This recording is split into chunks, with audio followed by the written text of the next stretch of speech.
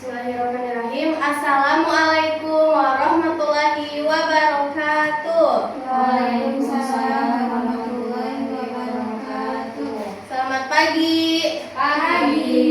Bagaimana kabarnya hari ini? Alhamdulillah luar biasa. Allahu Akbar. Oke, semoga semuanya dalam keadaan sehat dan tetap semangat ya untuk belajar. Sebelum memulai pembelajaran, mari kita awali dengan berdoa terlebih dahulu yang akan dipimpin oleh ketua kelasnya nih. Boleh. Doa dimulai. Doa dimulai. Oke, terima kasih. Selanjutnya, Ibu akan mengecek kehadiran terlebih dahulu. Ketika namanya dipanggil, jawab ya. Diva Nuraini, Diva Revalina, Hadiro. Siski Nuraini, Hadiro. Is Fajria. Hadiro. Oke, semuanya hadir ya. Baik, sebelum kita ke materi hari ini, Ibu ingin bertanya, pernahkah kalian mendapatkan sesuatu sebagai hadiah gitu ketika kalian berhasil mencapai sesuatu? Pernah? Pernah, Bu. Nah, itu biasanya kalian mengucapkan apa? Mengucapkan Hamdalah, ya betul, alhamdulillah. Nah, salah satunya tadi mengucapkan alhamdulillah. Sekarang bagaimana jika sebaliknya nih, ketika kita sudah berusaha keras, namun hasilnya tidak sesuai dengan ekspektasi kita, itu biasanya kita kecewa. betul kecewa ya. Tapi kita harus tetap berusaha dan juga bersabar. Jadi dalam kehidupan ini pasti kita akan selalu menghadapi yang namanya dua keadaan. Ketika mendapatkan nikmat, kita menghadapi ujian, itu kita perlu belajar bagaimana sikap yang tepat berdasarkan ajaran Islam. Nah, sebelum ke materi hari ini, Ibu akan menyampaikan tujuan pembelajaran pada hari ini. Yang pertama itu, kita akan menjelaskan tentang kandungan hadis dari sabar dan syukur. Salah satunya ada riwayat Muslim dari Abu Yahya Suhaib bin Sinan. Kemudian menganalisis nih hubungannya antara sikap sabar dan syukur itu di kehidupan sehari-hari, dan juga menyimpulkan manfaatnya dari sabar dan syukur, dan juga mampu membaca hadisnya dengan baik dan benar, kemudian menunjukkan contoh penerapannya dalam kehidupan sehari-hari. Oke. Teman-teman semua, jadi sabar dan syukur merupakan dua sikap yang penting ya dalam kehidupan seorang muslim. Ketika mendapatkan nikmat, kita dianjurkan untuk bersyukur. Ketika menghadapi kesulitan atau ujian, kita dianjurkan untuk bersabar. Nah, namun sabar bukan berarti hanya diam saja ya, tapi melakukan atau tidak melakukan apa-apa, tapi mampu menahan diri dan tetap berusaha dan tidak mudah menyerah. Nah, di sini ada hadis dari Abu Yahya Suhaib bin Sinan. Kita baca bareng-bareng ya. Dengan mengucapkan bismillah terlebih dahulu bersama, kemudian Ibu tuntun atau bareng-bareng aja deh. Semuanya udah bisa kan? Bisa. Oke, baca bareng-bareng yuk. Bismillahirrahmanirrahim. Ajaban li amril mu'mini, inna amrahu kullahu khairun, wa laysa dzaka li ahadin illa lil mu'minin. In asabathu sarra'u syakara fakana khairan lahu, wa in asabathu dharra'u sabara fakana khairan lahu. Yang artinya Sungguh menakjubkan. Bareng-bareng ayo.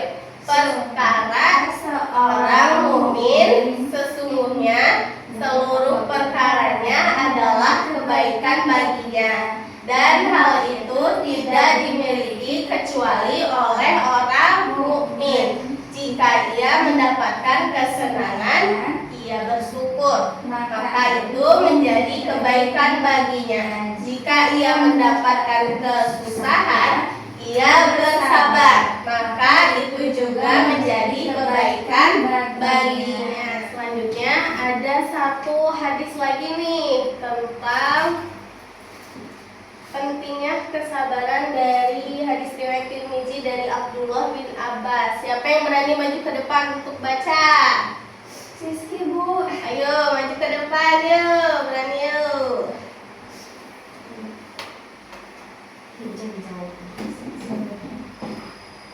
Gimana, Bu? Dibaca boleh? Wa'lam annan nasra ma'as sobri wa annal farroja ma'al karbi wa anna ma'al usri yusra. Artinya ketahuilah sesungguhnya pertolongan itu bersama kesabaran, kelapangan itu bersama kesusahan, dan sesungguhnya bersama kesulitan ada kemudahan. Bagus. Tepuk tangan untuk Sisi. Nah, jadi sekarang Ibu di sini akan memberikan contoh dengan kehidupan sehari-hari kita nih. Misalnya dari kalian ketika menghadapi ujian di sekolah nih, sudah belajar dengan giat ya. Kemudian ternyata nilai hasilnya itu tidak sesuai dengan harapan. Nah, menurut kalian apakah kita boleh langsung mengatakan saya tidak bisa lagi belajar karena saya pasti tahu ini pasti hasilnya nanti jelek lagi. Apakah boleh seperti itu? Tidak. Ya, betul sekali. Sikap seperti itu menunjukkan bahwa kita itu mudah menyerah. Nah, sikap yang lebih baik adalah menerima hasilnya, kemudian mencari tahu kesalahan kita itu dari mana nih, kemudian kita berusaha untuk memperbaikinya. Selanjutnya di sini Ibu ada tugas nih, tugas menjodohkan ya. Ibu bagikan langsung ya, diskusi per kelompok dulu ya. Nih boleh kelompoknya ya, dikerjakan. Aku mana, Bu? Itu bareng kelompok guys ya. Gitu. Sambil berendung sini dulu boleh. Nah, kerjakan ya.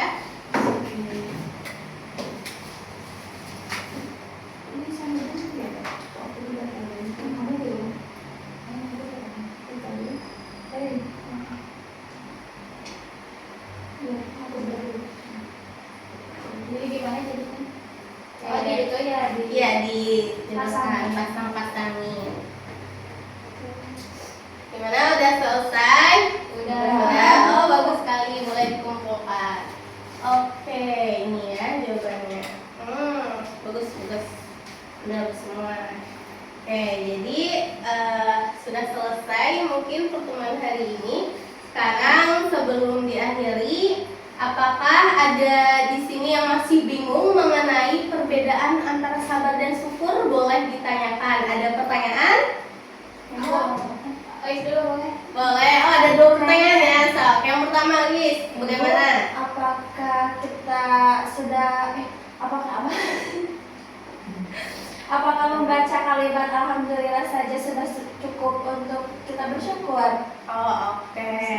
Dijawab ya. Jadi pertanyaan itu, apakah mengucap alhamdulillah saja itu cukup untuk bersyukur begitu ya? Nah, jadi mengucapkan alhamdulillah itu memang salah satu bentuk dari syukur.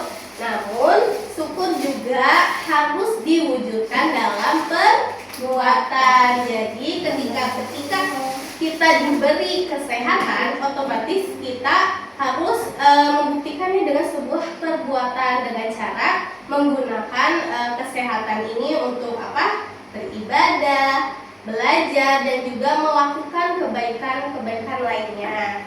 Begitu, cukup jawabannya. Ya, Bu. Ya, jadi syukur itu tidak hanya diucapkan dengan lisan saja ya, tetapi juga diyakini dalam hati dan diwujudkan melalui perbuatan.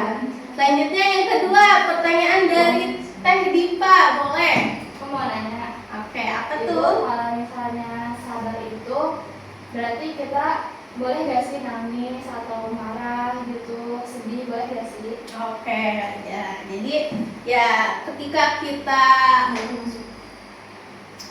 menghadapi masalah gitu ya, sabar itu boleh menangis atau bersedih, marah gitu, atau menunjukkan emosi begitu ya. Pertanyaannya sangat bagus ya. Jadi sabar juga itu bukan berarti seseorang ini tidak boleh merasa sedih atau menangis ataupun emosi lainnya begitu ya. Manusia tentu bisa merasa sedih ketika menghadapi masalah. Namun sikap sabar berarti kita tidak membiarkan kesedihan atau emosi tadi itu terlarut-larut gitu ya, membuat kita itu melakukan hal-hal yang salah atau menyerah begitu sepenuhnya kepada keadaan. Jadi boleh-boleh saja melakukan merasa gitu ya, merasa sedih, marah ataupun emosi lainnya, tapi tetap berusaha, berdoa dan mencari solusinya. Itu menjadi salah satu bentuk kesabaran begitu.